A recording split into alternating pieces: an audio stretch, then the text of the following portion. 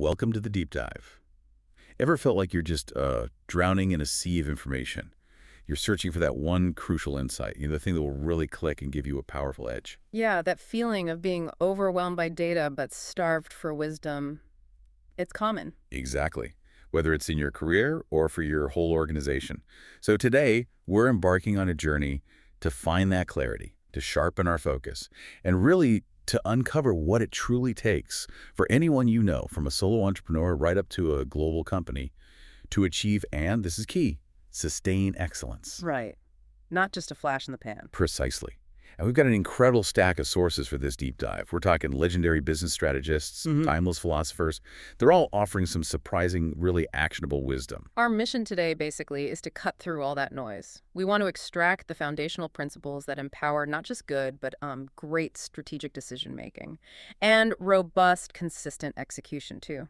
That execution part is so often overlooked. It really is. We'll explore how having a crystal clear sense of purpose, a deep understanding of your unique strengths, what you're really good at, and that relentless drive to excel can be synthesized from all these diverse fields. So it's like pulling the best bits from everywhere. Kind of. Think of this as your shortcut, maybe, to calibrating your strategic compass, helping you navigate a world that's just constantly buzzing with distractions and, fleeting trends. And what a rich tapestry of thought we're drawing from. Our source material for today is truly exceptional. We're pulling potent insights from Jim Collins' big ones, Good to Great, and Built to Last. Classics, absolutely essential reads. Definitely. And alongside those, Hamilton Helmer's incredibly insightful 7 Powers, which maybe not as many people know, Yeah. but it's powerful stuff. Very powerful, very analytical. Yeah. We'll also be tapping into Richard Rummelt's Good Strategy, Bad Strategy, another sharp one. Cuts right to the chase on what strategy actually is. And the Harvard Business Review Classic series on leadership and strategy, The Profound Wisdom of Peter Drucker. I mean, Drucker's always relevant, isn't he? Always. His ideas on effectiveness are timeless. And we're even going way back to foundational texts like Adam Smith's The Wealth of Nations and Machiavelli's The Prince. So a real mix of the practical and the philosophical. Exactly. It's a fascinating mosaic of ideas on what cultivates greatness in organizations, in leaders, and crucially, how you can apply these timeless lessons directly to your own journey. Okay, let's unpack this. Let's jump right into our first segment. The core drivers of enduring success, unpacking what truly matters. When we think about what makes a business or even an individual truly succeed for the long haul, beyond just a momentary win, where should we even begin? Well, I think something that's often overlooked and what Hamilton Helmer really brings to light in his book 7 Powers is that we often confuse current profitability with enduring success. He asked this really fundamental question: what truly drives potential fundamental business value over the long term? Potential value. Okay, not just current value. Exactly. Helmer argues the answer lies in something he calls power. Now, this isn't just about market dominance today. It's about having a deep structural advantage that ensures your ability to earn outsized returns well into the future, even when competitors are really struggling. So like a moat around your castle. Sort of, yeah. It's about meeting a specific benefit barrier requirement that fundamentally shields you from competitive erosion. It's something structural that keeps others out or makes it incredibly costly for them to compete effectively. Okay, so it's not just about making money this quarter or even this year. It's about creating a strategic advantage so robust that you could still be profitable even if your competitor slashed their prices right down to zero profit. That's the acid test, essentially. Wow. That's a crucial distinction. It hints at something much deeper than just having a good product or service. Helmer actually introduces a concept, you mentioned it, surplus leader margin, to calibrate this intensity of power. Right. Can you unpack that a bit? How does that work? Think of it like this. A company with intense power has such a deep, almost unassailable advantage that they could theoretically set prices low enough to completely crush competitors. I mean, those rivals literally couldn't make a dime at that price point, yet the leader still pulls in comfortable profits. So they have this huge buffer. Exactly. It's the ultimate expression of competitive power. It shows the depth of their advantage. And one of the most compelling forms of this power that Helmer identifies is network economies. I think people hear that term a lot, but maybe don't grasp the core of it. Right. It's often misunderstood. He defines it very precisely. A business in which the value realized by a customer increases as the installed base increases. Okay, more users, more value. Seems simple enough. Well, Yes, but the true insight isn't just that more users mean more value in a general sense. It's that the design of your product or service has to inherently make every new user directly increase the value for the existing users. Okay, so it's baked into the product itself. Precisely. This creates a self-reinforcing flywheel, a kind of invisible moat that becomes incredibly difficult for competitors to penetrate once it gets going. The network itself becomes the barrier. It gets exponentially harder for anyone else to catch up once you hit that critical mass. That's a powerful idea. Yeah. It suggests a certain type of business where growth isn't just adding users, it's actually multiplying the value for everyone involved. Can you give us a concrete example of this in action? And maybe what are some of the hidden costs or common pitfalls for companies trying to build that kind of network effect? Absolutely. Netflix is a prime illustration of how a company can establish and then really cement these foundations of power. Initially, they built their competitive position that was their first power. They did this by pioneering a really attractive new service, the DVD by mail thing first, then streaming. Right, I remember the red envelopes. Exactly. Yeah. That excited customers propelled them to an early relative scale advantage that, as Homer observes, they've basically never given up. But they didn't stop there. They moved beyond just being first. Yes. Through strategic shifts in their industry economics, they tackled their content costs their biggest expense by far. They converted those from a variable cost per viewer, essentially, to a fixed cost by investing massively in original content and exclusives. Like House of Cards, orange is the new black. Precisely. That move fundamentally created scale economies for the first time in their streaming business, which really solidified their power. Now, the pitfall. It often lies in the huge upfront investment and the sheer patience required. Many companies fail because they just don't have the capital or maybe the long-term vision to endure that initial period before the network effect really kicks in and starts paying off. That makes sense. It's definitely a long game, not a quick win. But what about the flip side? Helmer also talks about something called counterpositioning, or CP, which acts as a barrier in a very different way, almost counterintuitively. It really is counterintuitive. This is where a rational CEO of an established incumbent company might choose to deliberately milk their declining but still profitable original business. Even if a new, more attractive model emerges, think streaming versus cable or digital cameras versus film. So they see the writing on the wall, but choose not to act. They actively eschew the new approach, as Helmer puts it. Why? Because investing heavily in the new model would cause significant collateral damage to their existing highly profitable advantages. Think about cannibalizing their current sales or alienating their existing distribution partners.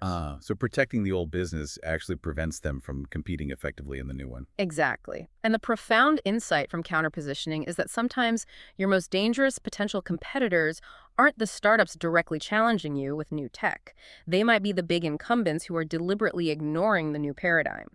They choose to milk their old cash cow because fighting you directly would destroy their existing comfortable profit streams. So your strategy then isn't always about a head-on battle. Right. It might be about understanding when to build a completely alternative ecosystem that eventually makes their old model truly unsustainable, or finding a way to make that collateral damage just too painful for them to ignore any longer.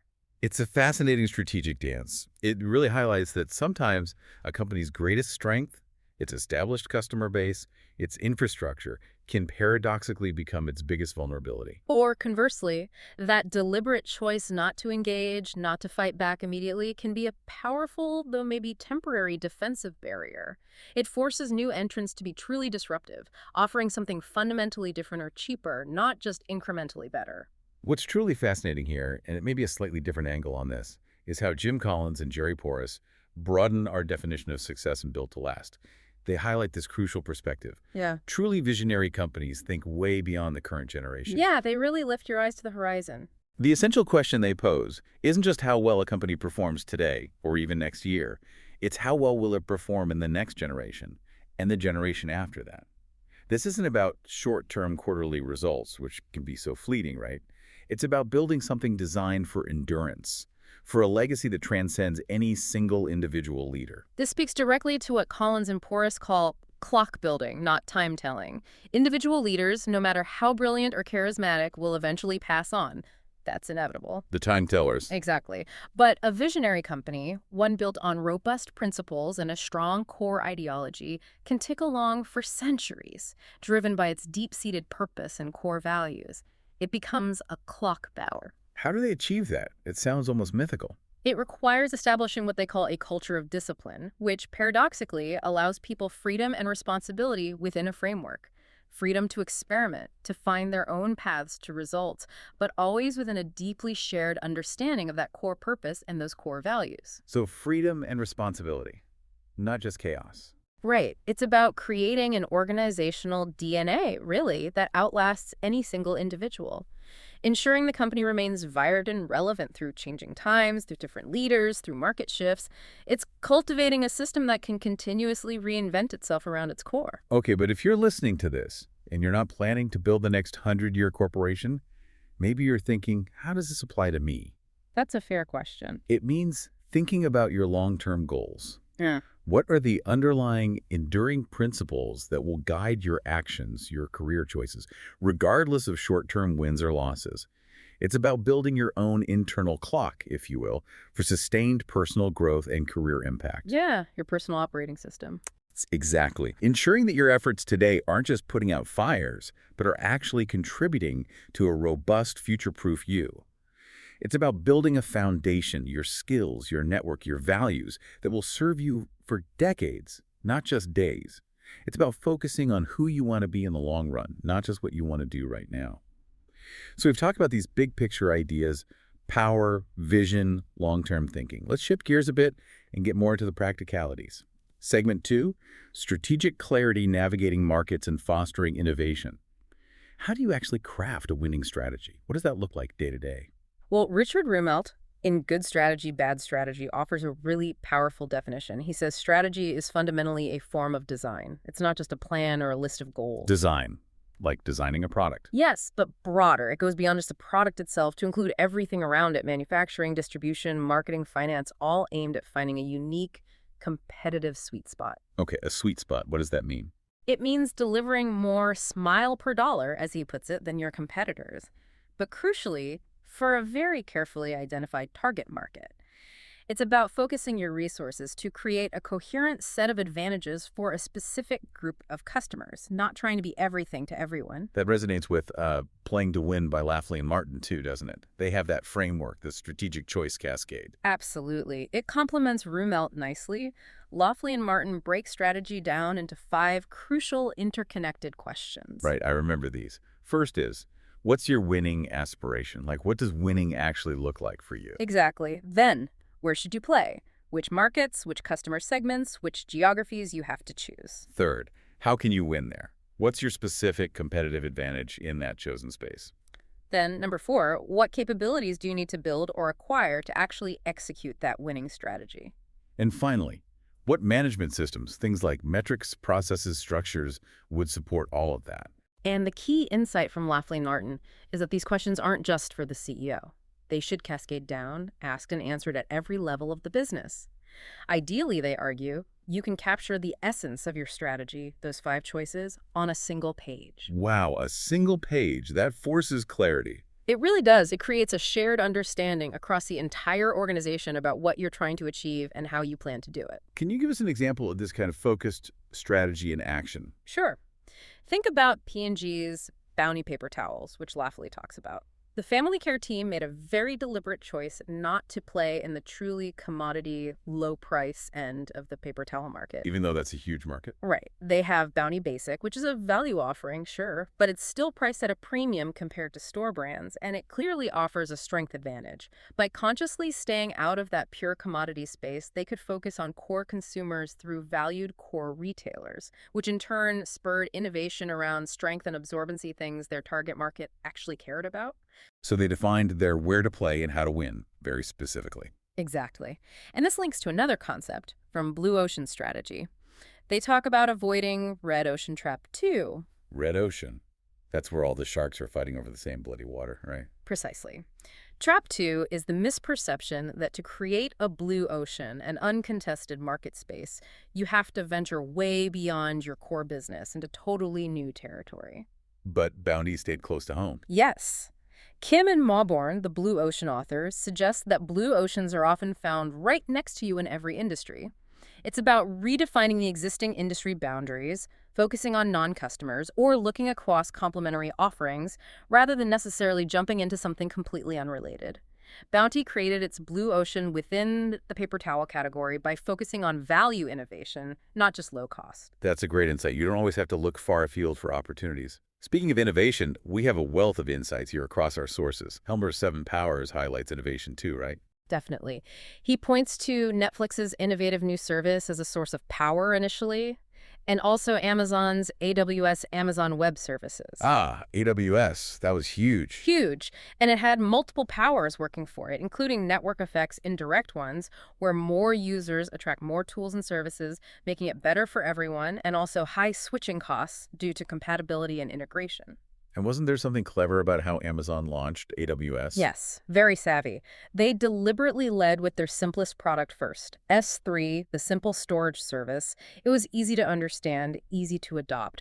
Only after gaining traction with that did they expand into more complicated services like computing power and databases. That initial simplicity was key to its rapid uptake. That makes sense. Lower the barrier to entry first. Yeah. Now, Clayton Christensen's The Innovator's Dilemma introduces a really critical distinction in innovation, doesn't he? Absolutely fundamental. He distinguishes between sustaining technologies and disruptive technologies. Okay, what's the difference? Sustaining technologies improve the performance of existing products along the dimensions that matter most to a company's current mainstream customers. Think faster processors, bigger hard drives, clearer TV screens in the past. So giving existing customers more of what they already value. Exactly. Disruptive technologies, on the other hand, initially offer lower performance on those mainstream attributes.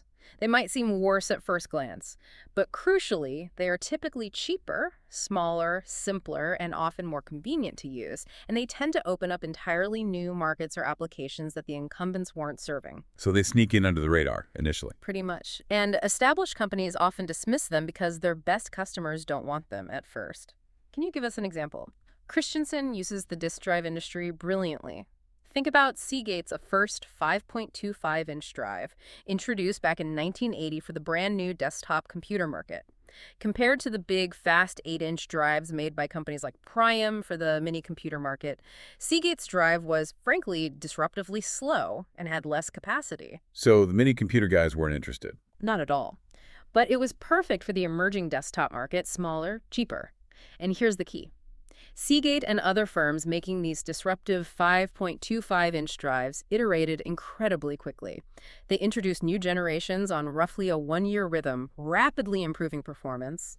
Eventually, they started to converge on and then surpass the performance of the older 8-inch drives, taking over those older markets as well. Wow. So the disruption wasn't just the initial product, but the rapid improvement trajectory. That's a critical part of it. The pace of improvement in the disruptive technology eventually outstrips the needs of the original market. And Jeffrey Moore's Crossing the Chasm aligns with this, right? Yeah. He talks about how technologies are adopted. Yes, Moore provides the market adoption perspective.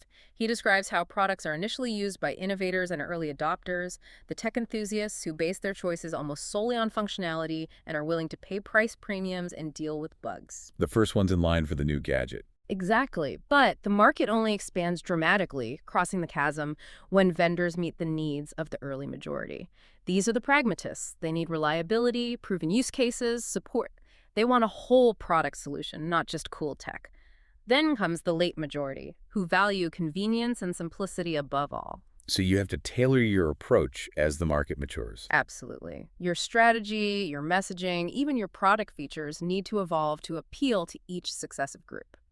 Now, thinking about getting that initial traction, especially for things with network effects, Reid Hoffman and Chris Kana Oh, yeah. in Blitzscaling talk about the power of free. Yes, this is crucial for jump-starting network effects and achieving that critical mass we talked about earlier. Think about LinkedIn. The basic account had to be free initially to get millions of people onto the platform, creating the network value. Or Facebook. Or Facebook. Their entire model is built on a massive base of free users, with revenue coming from advertising targeted at that huge audience. Free removes the initial adoption barrier and lets the network grow exponentially.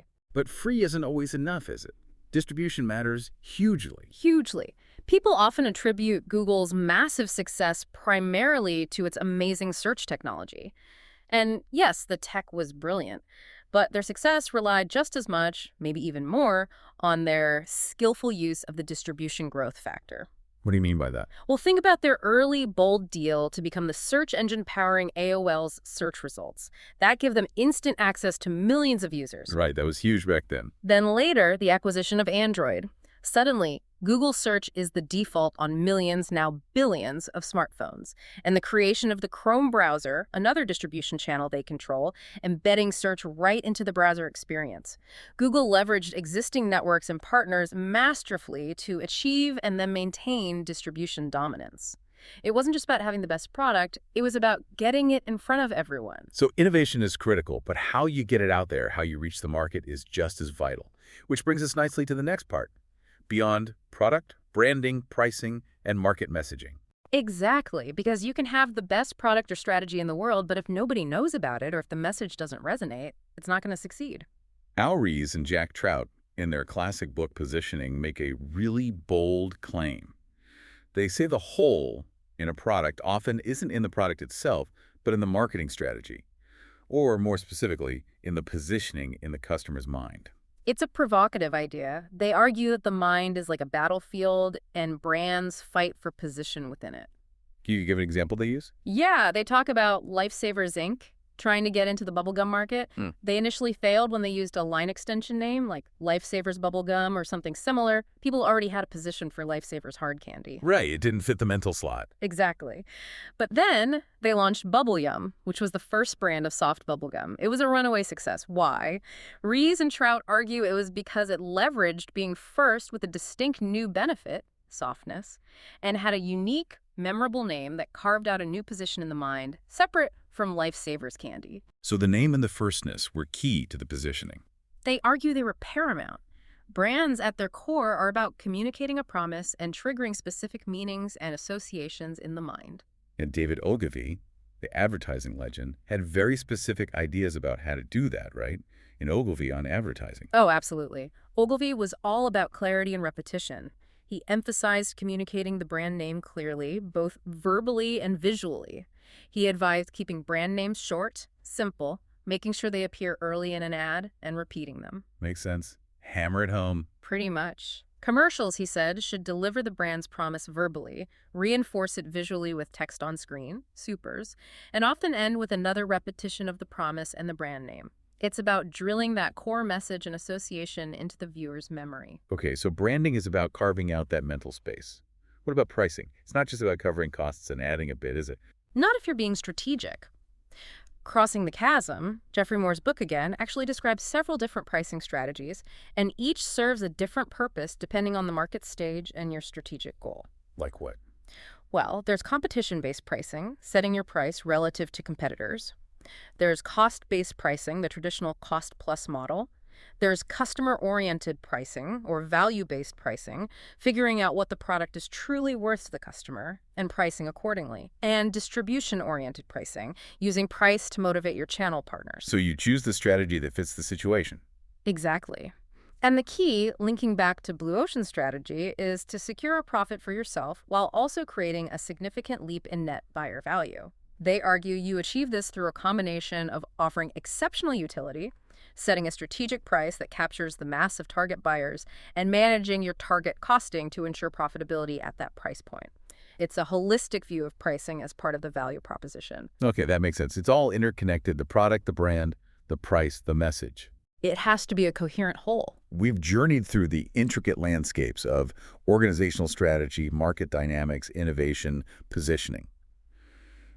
But ultimately, even the most brilliant strategies are just blueprints, right? They're just plans on paper without the right people to actually execute them. Absolutely. Execution is everything in the end. So let's pivot now. Let's go from the grand chessboard to the core of any enduring success, the human engine.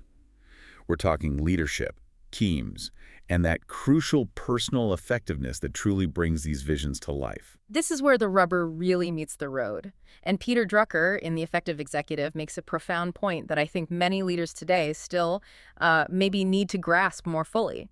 Effectiveness isn't about charisma. It's not about having a captivating personality. Really?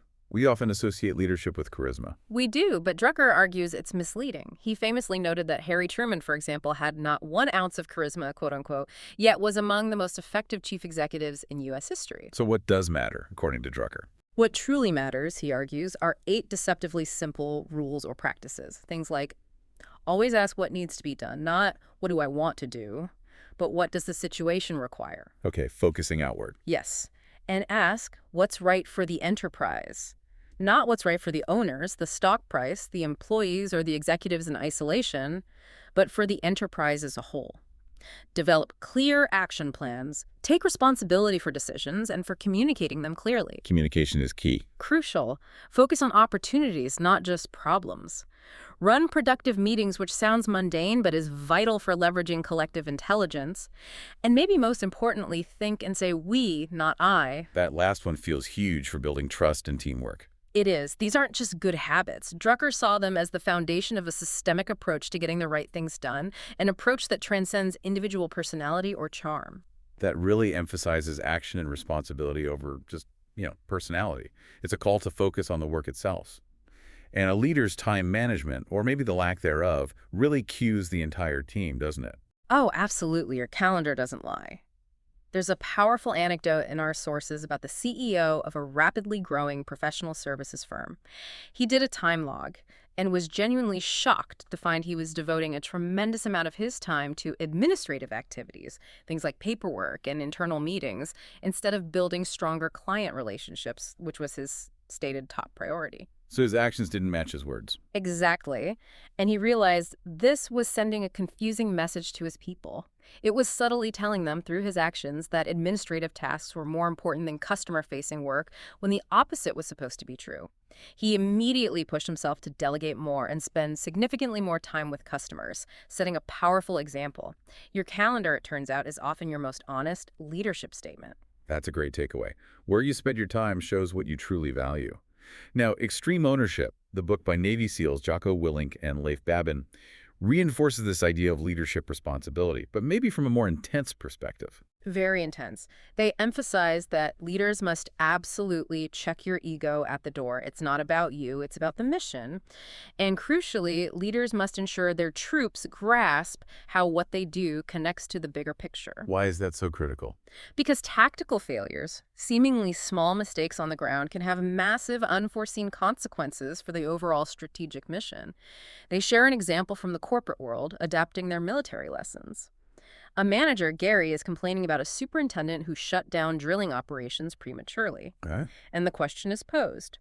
Do you think he deliberately tried to shut down drilling operations and cost the company money? Gary admits, no. I'm sure he thought he was doing what was best for the immediate situation as it presented itself. So he lacked the bigger picture context. Precisely. He made a decision based on his limited immediate view, but it had huge negative downstream effects because he didn't understand the broader implications for the overall project goals and timeline. This just highlights the critical importance of clarity, context, and understanding flowing down from the top. Every decision, no matter how small it seems, needs to be viewed through the lens of the larger mission. That clarity helps prevent those kinds of costly, even if well-intentioned, mistakes. Okay, so that's leadership. Now, let's talk about building high-performing teams with discipline. The Discipline of Teams by Katzenbach and Smith highlights that small group performance is basically a necessity in today's environment of overwhelming change.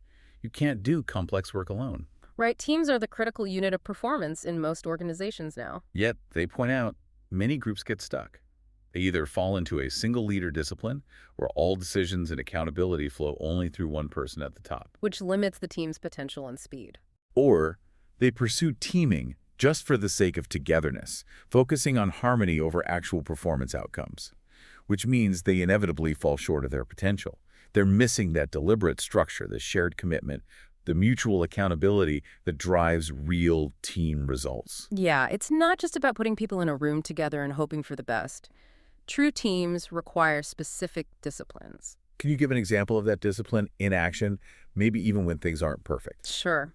There's a vivid example from the Discipline of Teams recounting the story of an Enron deal team. Now, putting aside the later Enron issues for a moment, this specific story illustrates team dynamics. Okay. Of the 15 official members on this deal team, 13 found a way to work constructively around two members who were essentially non-contributors, maybe even So obstructions. they didn't let the weak links derail the whole team. Exactly. This isn't just a feel-good story about collaboration. It illustrates that achieving disciplined performance sometimes means finding creative, even unconventional ways to navigate internal obstacles. It means ensuring that the core mission is still accomplished, even if not every single member is fully on board or pulling their weight effectively. It shows the resilience and adaptability required of true teams to deliver results, regardless of perfect circumstances or personnel. That's gritty. And fostering accountability and feedback within the team must be absolutely crucial for that kind of performance. Crucial and often very difficult to do well. The new one-minute manager talks about the one-minute redirect, which sounds like a powerful, maybe less confrontational tool for managers to handle mistakes. It is. It's designed to correct behavior constructively. It involves three key steps. First, you specify exactly what went wrong, focusing on the behavior or the outcome without judgment or personal attack. Be precise. Okay, facts first. Second, you reaffirm the person's value to the team and your belief in their potential. You separate the mistake from the person's inherent worth. This is critical for maintaining trust and self-esteem. Right, so they don't feel attacked. Exactly. And third, and this is really important, the leader takes responsibility if the goal or the expectation wasn't crystal clear to everyone in the first place. Maybe the instructions were ambiguous, maybe the training wasn't sufficient. Ah, so owning your part in it. Yes. This approach helps prevent defensiveness. It encourages a constructive discussion about what happened and how to do better next time, making it, as the book says, easier for me not to react negatively and become defensive. It truly turns a critique into a powerful learning opportunity, fostering growth rather than resentment or fear. That sounds much more effective than just, yelling at someone. Yeah. Okay, moving from teens to the individual personal mastery. Peter Drucker, back again in Managing Oneself, stresses two crucial areas for individual effectiveness. Yes, two very important ones. First, obviously work on improving your strengths. Focus your energy where you have the most potential for excellence.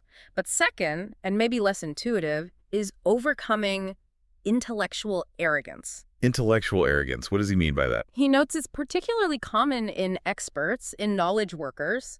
It's the belief that being really bright or skilled in one area is somehow a substitute for knowledge or competence in other areas. Ah, like the brilliant engineer who thinks they know everything about marketing. Exactly. Or, as Drucker puts it, engineers taking pride in not knowing about people, or HR professionals ignoring elementary accounting principles.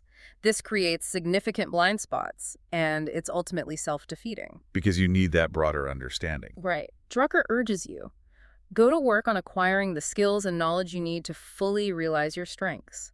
Don't let ego or intellectual pride create these damaging gaps. It's about having the humility to keep learning, not just being confident in what you already know. That's a sharp insight.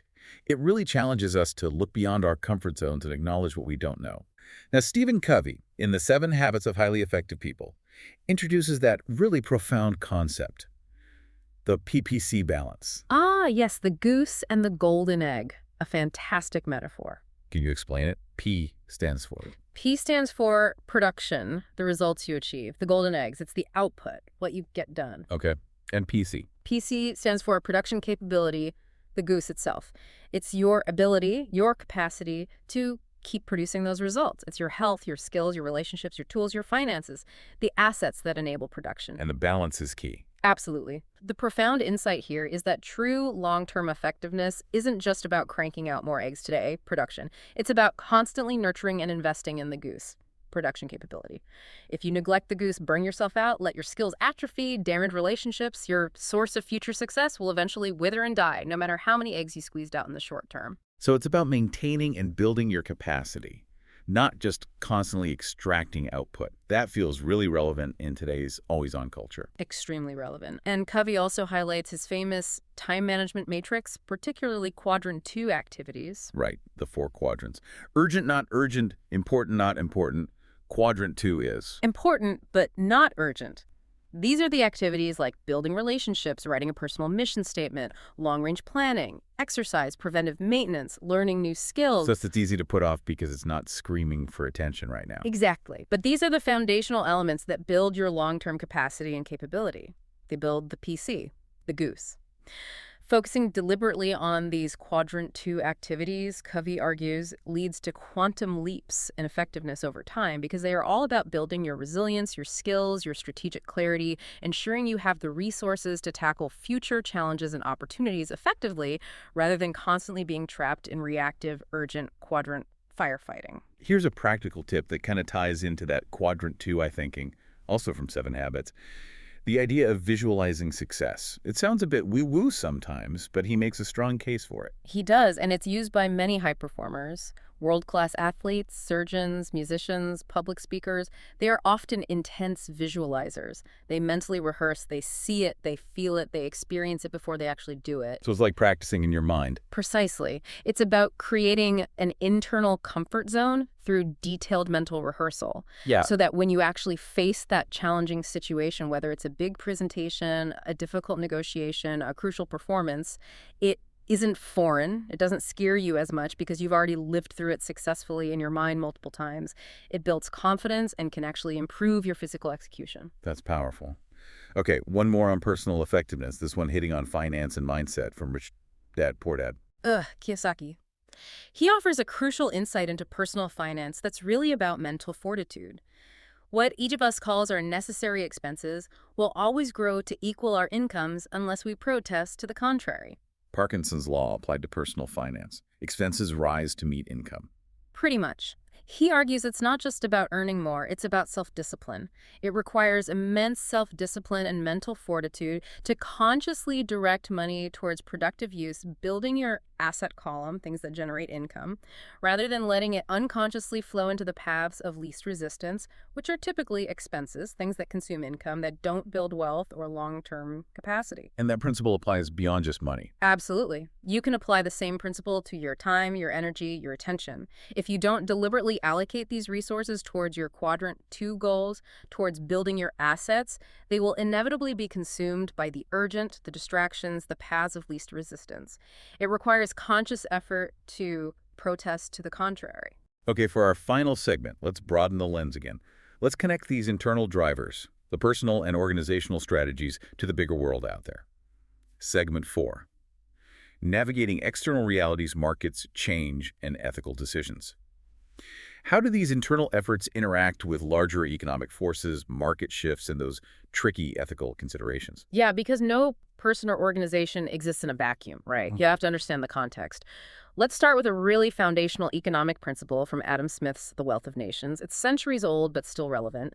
He basically asks, when you buy something, where does the money actually go? Okay, fundamental economics. He argues it all ultimately breaks down or resolves itself into 3 fundamental buckets. First, the rent paid for the land or natural resources used to produce it. Second, the wages paid to the people who actually did the labor. And third, the profits earned by those who organize the whole thing, the stock or capital invested. Rent, wages, profit. Those, he explains, are the original sources of all revenue in an economy. Understanding this fundamental breakdown helps us grasp the basic plumbing of any market system. It's a remarkably enduring framework for thinking about where value comes from and how it's distributed. That's a classic, for sure. Now, Paul Krugman's book, A Country is Not a Company, offers a more modern and sometimes counterintuitive economic perspective, particularly for business people. Yes, he deliberately challenges the common tendency to apply corporate analogies directly to national economies. He points out one truism that often trips up business folks. When a country attracts a lot of foreign investment, a capital inflow, it necessarily runs a trade deficit. Wait, more investment means a trade deficit. That sounds backwards. It does from a company perspective, where investment might be aimed at boosting exports. But Krugman explains it's a matter of sheer accounting at the national level. Capital inflows have to be balanced by current account deficits, which includes the trade deficit. It's an identity. Okay, so national economies have their own rules. They do. He also notes that feedbacks in the closed system world of economics, like how interest rates affect investment, are often strong and relatively certain, mathematically speaking, whereas feedbacks in the open system world of business, like how a marketing campaign affects sales, are often much weaker, more complex, and uncertain. This distinction is crucial. You can't just apply business intuition directly to macroeconomic policy or vice versa. That's a really important caution. It reminds us that economic systems operate with their own internal logic, sometimes very different from how a single company operates. Speaking of markets and their logic, let's turn to investing.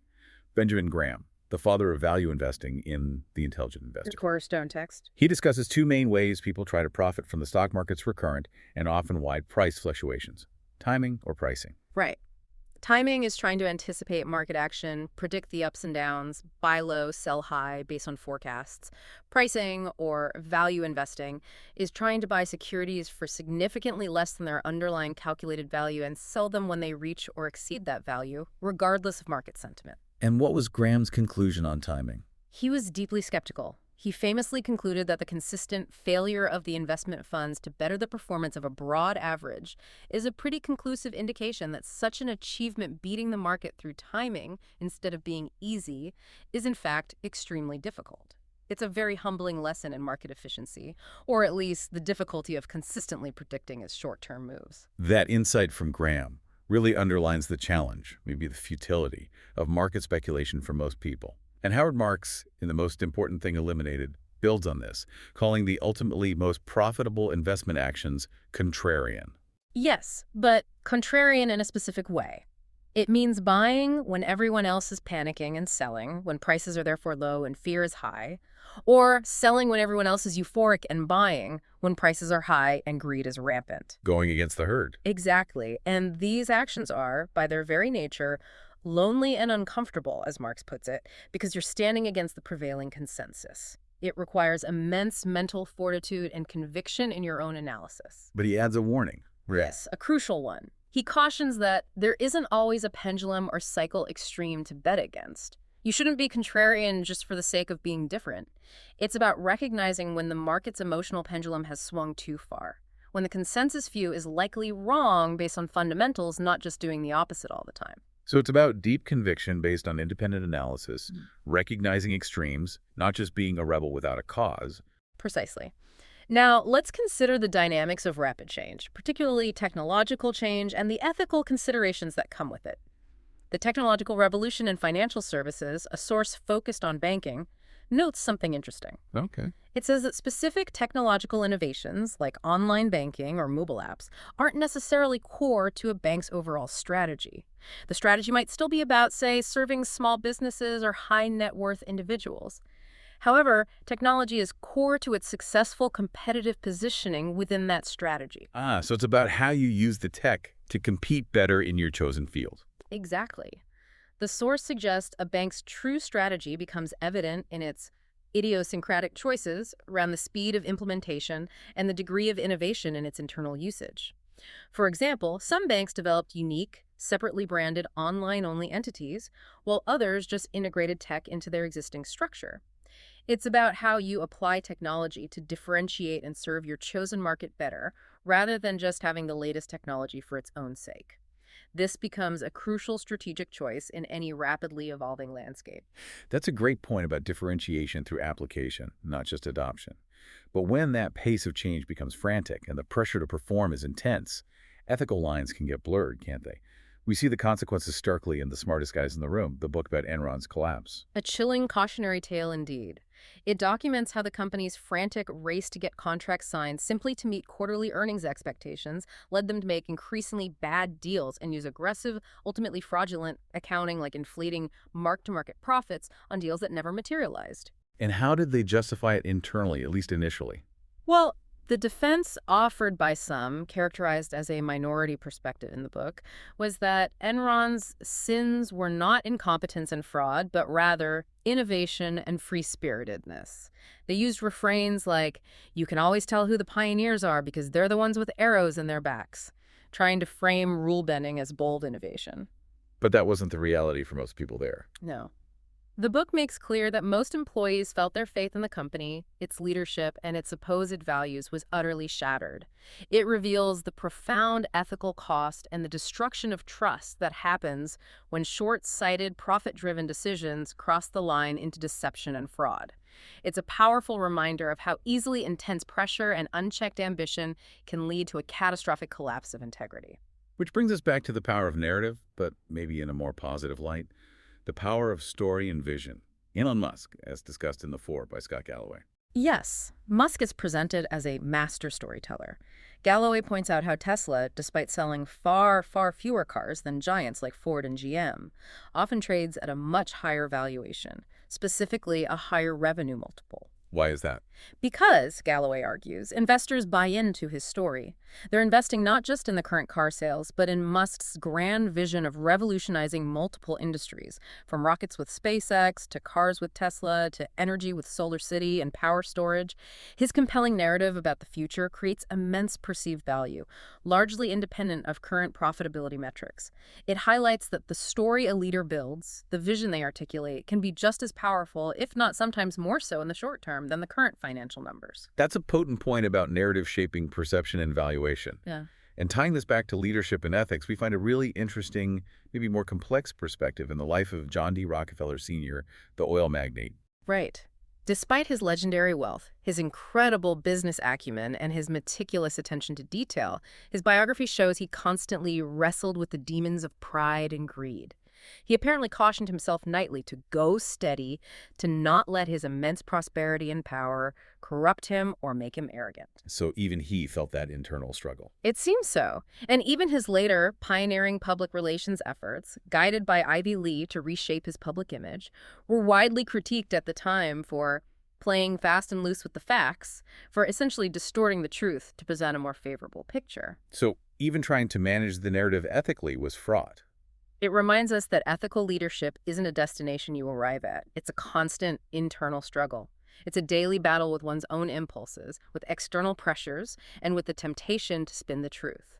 And reputation, once lost or even just tarnished by perceived dishonesty, can be incredibly fragile and immensely difficult to rebuild. Trust is hard-won and easily lost. Indeed. It's a continuous battle, as you say.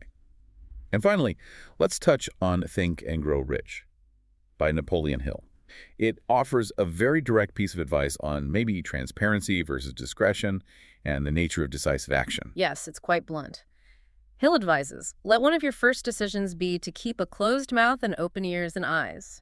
Essentially, listen and observe more than you talk, especially when formulating plans. Gather information before acting. Right. And he also stresses that ultimately, deeds and not words are what count most. Talk is cheap, action is what matters. Furthermore, he argues that the true value of decisions often depends on the sheer courage required to render them. Courage. Yes. Important decisions often imply great risks, potential backlash, serious consequences. He even suggests that some foundational decisions in the history of civilization carry the possibility of death for those making them. This isn't just standard business advice. It's a lesson in fundamental human action. It pushes us to move beyond mere talk and analysis to courageous, considered action, recognizing the immense weight and responsibility that truly impactful decisions carry. Wow. That puts things in perspective.